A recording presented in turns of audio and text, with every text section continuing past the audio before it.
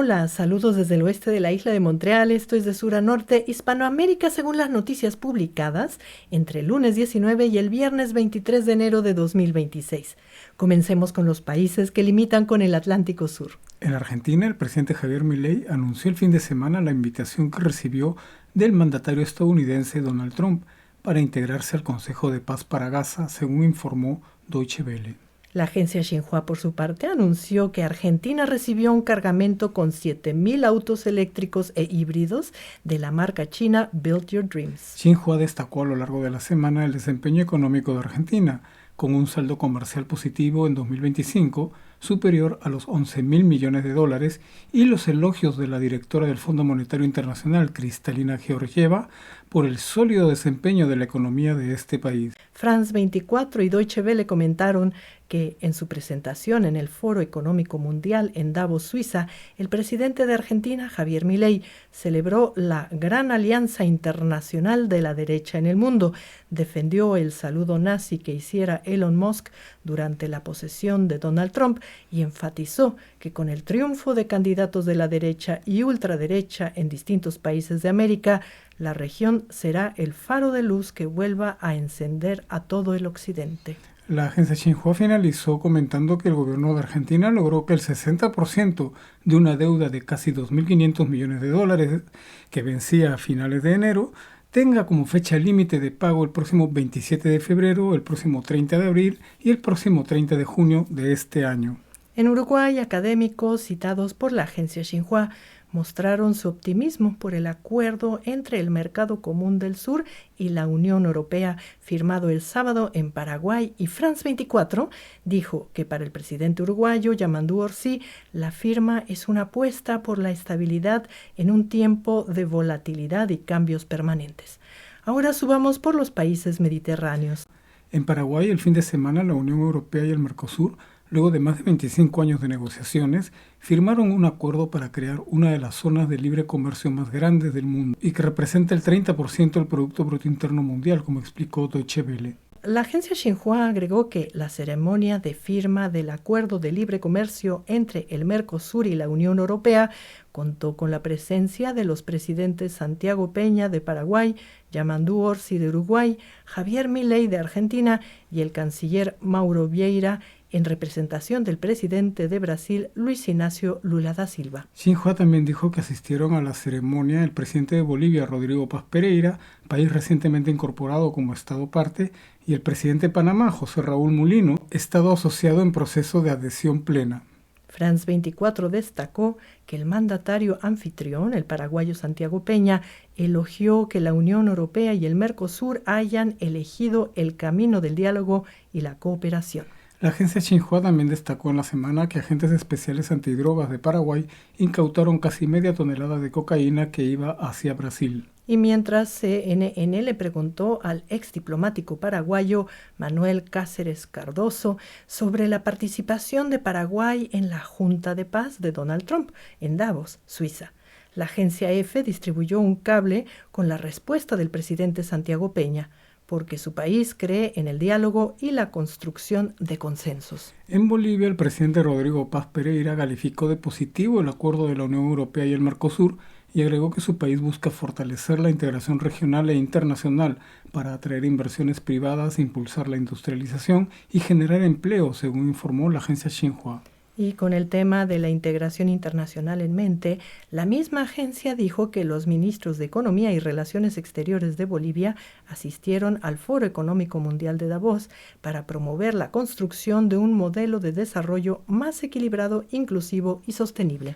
La agencia Xinhua también dio cobertura a la iniciativa de ley que busca limitar los bloqueos en carreteras en Bolivia, una de las formas más recurrentes de las protestas sociales en este país y que no es vista con buenos ojos por la Federación Sindical de Trabajadores Mineros. A mitad de semana, el presidente de Bolivia, Rodrigo Paz, propuso un diálogo nacional para enfrentar la crisis económica y recomponer la convivencia política en el país, un diálogo amplio e inclusivo, inspirado tanto en la tradición de los pueblos originarios como en el conjunto de la sociedad, como informó la agencia Xinhua. Y finalmente, la misma agencia dijo que la justicia boliviana continúa con la investigación penal contra el expresidente Luis Arce por un caso de malversación de fondos.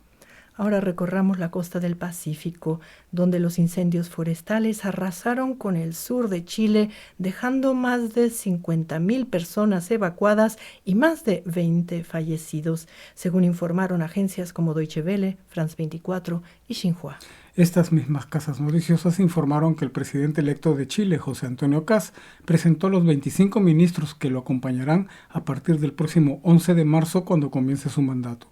Los medios destacaron que a José Antonio Kast lo acompañarán los exabogados de Augusto Pinochet, Fernando Rabat y Fernando Barros, en las carteras de Justicia y Defensa, respectivamente. Y en el transcurso de la semana, varios medios anunciaron que las autoridades chilenas capturaron hasta 3 sospechosos de haber causado los incendios forestales que arrasaron al sur de este país. En el Perú, el gobierno de transición aprobó el reglamento de una nueva ley contra los delitos de extorsión y sicariato para proteger a las empresas de transporte público y de mercancías, y donde establece medidas de apoyo posterior al delito, según informó Deutsche Welle. La agencia Xinhua, por su parte, comentó que el fin de semana el gobierno de Perú prorrogó por 30 días el estado de emergencia en Lima metropolitana y la provincia del Callao. Por su parte, el fiscal general de Perú confirmó una investigación preliminar al presidente interino José Gerí por el presunto delito de tráfico de influencias, y Gerí descartó que vaya a renunciar al cargo, como informó Deutsche Welle.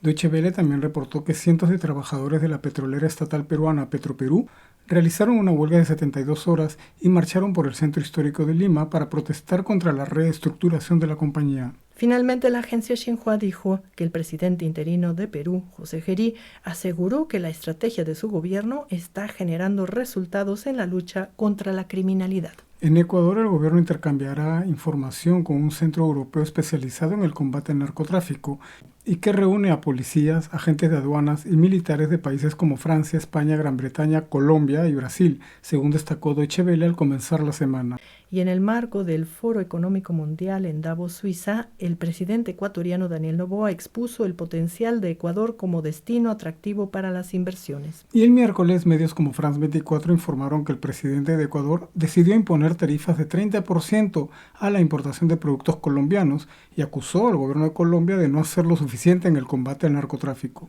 Ese mismo día, un poco más tarde, medios como Xinhua informaron que el gobierno de Ecuador anunció excepciones específicas en su guerra tarifaria, como a las donaciones, efectos personales y ayudas técnicas, así como la venta de energía eléctrica y el servicio de logística de hidrocarburos. Xinhua también citó los temores del sector empresarial ecuatoriano, quienes le pidieron al gobierno de Noboa que priorice el diálogo bilateral al más alto nivel con Colombia, porque un escenario con tarifas podría incentivar el contrabando, encarecer costos y debilitar sectores estratégicos. Y llegamos al norte amazónico, donde la presidenta interina de Venezuela, Delcy Rodríguez, informó que van liberando a 406 presos políticos desde diciembre, según reportó France 24. France 24 también mencionó que Alex Saab, uno de los hombres fieles a Nicolás Maduro, ya no forma parte del gobierno venezolano, y Reuters informó que Diosdado Cabello habría mantenido un diálogo con el gobierno de Trump desde los primeros días del gobierno de Nicolás Maduro. La agencia Xinhua también reportó sobre los cambios ministeriales que esta semana realizó el gobierno venezolano, y Deutsche Welle comentó la reorganización de la Fuerza Armada llevada adelante por Delcy Rodríguez, con el nombramiento de 12 oficiales en mandos de las regiones militares del país. Esta semana llegaron a Venezuela los primeros $300 millones provenientes de la venta de petróleo venezolano por parte de Estados Unidos, y Deutsche Welle citó a Donald Trump, quien llenó de elogios a la presidenta encargada Delcy Rodríguez. La agencia Xinhua, por su parte, dijo que el gobierno venezolano recibió 23 toneladas de insumos médicos desde Brasil para reponer el inventario destruido por el ataque militar estadounidense del pasado 3 de enero. A mediados de semana, el gobierno venezolano liberó al yerno del líder opositor Edmundo González Urrutia, y el poderoso ministro del Interior, Diosdado Cabello, negó haberse reunido con funcionarios de Estados Unidos, como informó Deutsche Welle. Y varios medios informaron que la presidenta encargada de Venezuela, Delcy Rodríguez, podría viajar a Washington, y que los legisladores venezolanos dieron luz verde a la apertura del sector petrolero del país a inversiones privadas, sobre todo estadounidenses. La agencia Xinhua, por su parte, dijo que esta semana 183 ciudadanos venezolanos retornaron a su país desde Arizona, Estados Unidos. Y CNN comentó que la presidenta encargada de Venezuela, Delcy Rodríguez, anunció una consulta popular para el 8 de marzo, donde los ciudadanos elegirán los proyectos donde invertirán los fondos petroleros. En Colombia, Deutsche Welle y la agencia Xinhua informaron sobre un enfrentamiento entre dos grupos disidentes de la extinta guerrilla de las FARC en el departamento de Guaviare, centro-sur del país. La prensa canadiense, con información de AP, dijo que el presidente Gustavo Petro redujo el salario de los miembros del Congreso en un 30%. Y el ministro colombiano de Minas y Energía, Edwin Palma, rechazó los aranceles impuestos por el presidente ecuatoriano Daniel Noboa y aseguró que esta medida rompe con el principio de integración regional, según informó la agencia Xinhua. France 24, por su parte, dijo que el Ministerio de Comercio de Colombia anunció un arancel del 30% a 20 productos de Ecuador y que poco antes el Ministerio de Minas y Energía informó que suspendía temporalmente la venta de electricidad a Quito, como también informó la agencia Reuters. Ahora pasemos por Centroamérica y el Caribe, donde Panamá fue el escenario de un conversatorio sobre la erradicación de la pobreza organizado por la Embajada China y donde resaltaron la importancia de las consultas populares en los procesos de planificación, según informó la agencia Xinhua. En Costa Rica, CNN informó que un sismo de 4,5 grados en la escala de Richter interrumpió una entrevista en vivo que realizaba con la defensora de derechos humanos y exfiscal general de Guatemala, Claudia Paz y Paz. En Cuba, el embajador chino Hua Xin confirmó al presidente cubano Miguel Díaz-Canel que su país enviará un donativo de 60,000 toneladas de arroz y asistencia financiera por $80 millones, según informó Deutsche Welle. Y France 24 citó al Wall Street Journal que, basado en testimonios de altos funcionarios, afirmó que Donald Trump busca un acuerdo para poner fin al régimen comunista en Cuba, una transición relativamente pacífica, calcada del modelo aplicado en Venezuela a partir de un cisma en la estructura del poder. En Honduras, el presidente electo Nasri Asfura, de origen palestino, como especificó la agencia France 24, afirmó que su gobierno fortalecerá la relación con Israel, al que calificó de un amigo verdadero durante un viaje a Jerusalén y donde se reunió con el presidente israelí Isaac Herzog. Deutsche Welle y la agencia Xinhua informaron por su parte que Nasri Tito Asfura, del Partido Nacional, recibió este miércoles la credencial que lo confirma como presidente constitucional electo de Honduras. Xinhua y Deutsche Welle también informaron que en Guatemala el presidente Bernardo Arévalo decretó el domingo un estado de sitio en el país, luego que las pandillas mataron a 8 policías y protagonizaron varios motines en las cárceles con decenas de rehenes. Dichos medios explicaron que la medida suspende algunas garantías constitucionales para combatir a las pandillas de Barrio 18 y la Mara Salvatrucha. CNN también dedicó un reporte especial al conflicto que vive Guatemala y dijo que el presidente Bernardo Arévalo acusó un intento por desestabilizar su administración justo cuando este año renovarán a titulares del Ministerio Público, la Corte de Constitucionalidad, la Contraloría del Estado y el Tribunal Supremo Electoral. Finalmente, el gobierno de Guatemala informó sobre la detención de 293 personas, incluidos 23 presuntos pandilleros, durante las primeras 48 horas del estado de sitio, según informó la agencia Xinhua. Y llegamos al norte. En México, la presidenta Claudia Sheinbaum aseguró que no existe ninguna actividad militar por parte de Estados Unidos que afecte a su país. El comentario de la mandataria mexicana vino luego que la Administración Federal de Aviación estadounidense anunciara actividades militares en el espacio aéreo que cubre México y países centroamericanos, así como Ecuador y Colombia, hasta marzo, como explicó la misma France 24. La agencia Xinhua agregó que Claudia Sheinbaum reiteró la postura de su gobierno de respeto a la soberanía de todas las naciones y CNN dijo que la presidenta de México explicó el lunes que el aterrizaje de un avión militar Hércules C-130 de Estados Unidos en el Aeropuerto Internacional de Toluca contaba con autorización desde octubre del año pasado. El martes, varios medios y agencias como AP informaron que México envió a Estados Unidos a 37 miembros de organizaciones criminales. Y el mismo martes, la presidenta de México, Claudia Sheinbaum, recibió a la gobernadora general de Canadá, Mary Simon, para fortalecer las relaciones bilaterales y dialogar sobre temas claves como la cooperación bilateral, la defensa de los derechos de los pueblos indígenas y el medio ambiente, según explicó la agencia Xinhua. Y con CNN reportando sobre los migrantes varados en la frontera de México con Estados Unidos, la agencia Xinhua informó que la mandataria mexicana destacó la diversificación de las relaciones comerciales de su país, fortaleciendo los vínculos con Europa, América Latina y Asia. La misma Xinhua informó que Sheinbaum reiteró que México continuará enviando petróleo a Cuba como parte de una política de ayuda humanitaria. Finalmente, la agencia Xinhua destacó que la presidenta de México dijo que su gobierno trabajará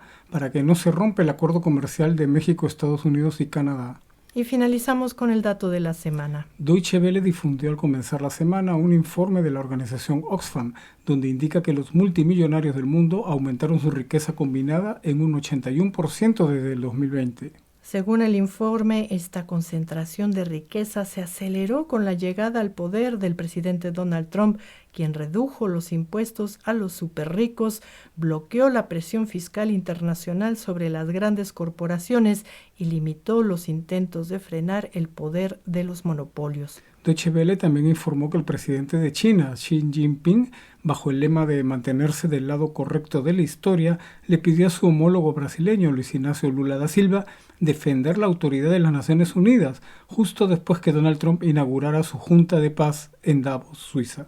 Bueno, amigas y amigos, esto fue de sur a norte, desde la isla de Montreal, en pleno vórtex polar. Les deseamos, helados como estamos, una estupenda semana y nos despedimos. Hasta la próxima.